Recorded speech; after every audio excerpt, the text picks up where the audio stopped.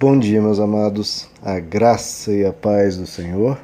Eu sou o pastor Rômulo Pereira, da Igreja Batista Palavra da Graça, e hoje nós vamos estudar o Evangelho segundo João, capítulo 13, verso 33, que diz: Meus filhinhos, vou estar com vocês apenas mais um pouco. Vocês procurarão por mim, e como eu disse aos judeus, agora lhes digo, para onde eu vou, vocês não podem ir. Bom, queridos, veja que Judas se retira e Jesus fica ali apenas com seus discípulos mais próximos. E veja como Jesus se dirige a eles. Jesus diz, meus filhinhos. Jesus usa uma expressão de um grande carinho, uma expressão utilizada pelas mães ao tratar os seus filhos pequenos, quando seus filhos estão chorando, quando seus filhos estão carentes ou precisando de algo. Então veja a atenção, veja o cuidado de Jesus. Essa é uma expressão que mostra o quão amável, o quão gentil, quão carinhoso Jesus era e é e sempre será. Esse é o Deus a quem servimos, queridos.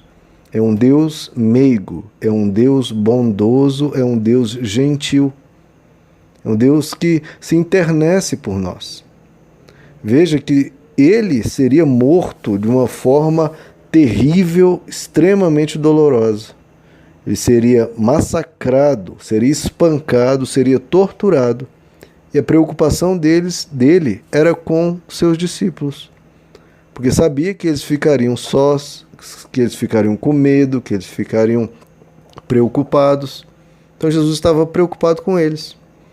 Então, por isso ele se dirige a eles com essa expressão tão carinhosa, meus filhinhos. O apóstolo Paulo, por exemplo, também utiliza essa expressão lá em Gálatas capítulo 4, verso 9, onde ele diz, meus filhinhos, por quem de novo sinto as dores de parto, até que Cristo seja formado em vós. Então veja o que movia o apóstolo Paulo, que ele fazia ele sentir dores de parto, ou seja, ele queria que Cristo fosse formado na vida daqueles que ele estava ensinando. E esse deve ser o objetivo de todo que lidera uma igreja, toda pessoa que ministra, formar Cristo nas pessoas, fazê-las crescer espiritualmente, amadurecer, terem caráter, terem um comportamento conforme Jesus. Que Cristo seja formado em cada um de nós. E esse é o meu desejo, queridos. Por quem eu sinto dores de parto por vocês, para que Cristo seja formado em cada um de nós. Essa é a minha dedicação, esse é o meu objetivo, essa é a minha oração. Que Cristo seja formado em cada um de nós. O apóstolo João, qual estamos lendo, ele aprendeu muito bem essa expressão de Jesus, tanto é que ele a utiliza muito. Na sua primeira epístola, por exemplo, o apóstolo João utiliza essa expressão 7 vezes. Deixa eu ler aqui algumas delas. Em 1 João capítulo 2, ele diz, meus filhinhos, estas coisas vos escrevo para que não pequeis. Então, esse também é um objetivo de todo aquele que ensina o Evangelho, levar as pessoas a não pecar. Por quê? Porque senão elas serão castigadas, porque Deus vai pesar. Não, queridos, nada disso. Não pecar para que elas não venham sofrer nessa vida. Cada pecado que a gente comete só traz desgosto, só traz problemas, só traz brigas, confusões, e a gente colhe, as consequências do pecado. Tanto é que o apóstolo João vai dizer, meus filhinhos, estas coisas vos escrevo para que não pequeis. Mas, olha, isso é evangelho, queridos. O evangelho diante do pecado tem um mas. Mas, se alguém pecar, temos um advogado junto ao Pai. Quem é esse advogado? Mas Deus está irado com você, Deus está querendo acabar. Não. Esse advogado junto ao Pai é Jesus Cristo, o justo. Ele é a propiciação pelos nossos pecados, e não somente pelos nossos, mas também pelos do mundo inteiro. Então esse é o nosso Deus, que Ele não quer que a gente faça mal a ninguém, nem a nós mesmos, mas caso a gente caia nessa tolice, nós temos um advogado que é Ele mesmo. Ele vai nos defender, Ele vai nos ajudar, Ele vai procurar nos dá sempre novas chances.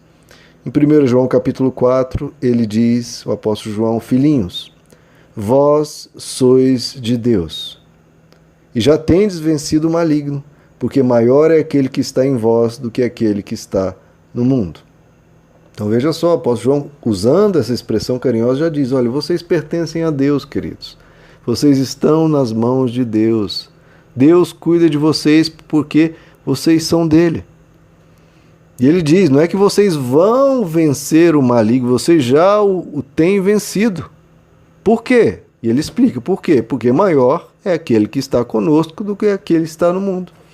E as pessoas ficam preocupadas com o diabo. Não, vocês já venceram. Se vocês são de Deus, se vocês se entregaram a Deus, vocês querem o Pai cuida de vocês.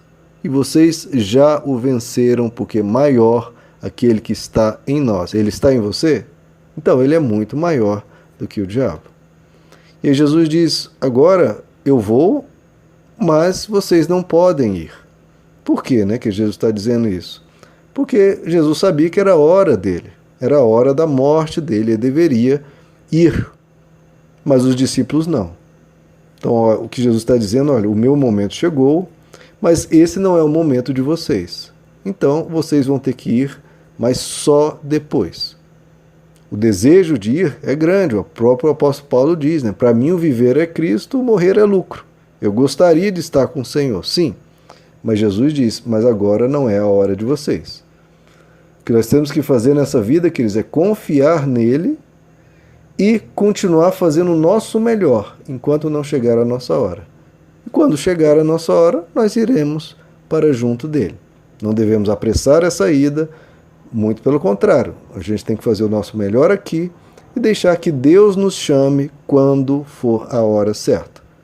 Então, enquanto ele não te chama, faça o melhor, sirva ao próximo, faça o bem, ame as pessoas, elogie, espalhe amor por onde você estiver, para que Cristo seja formado em você e Cristo seja formado em outras pessoas.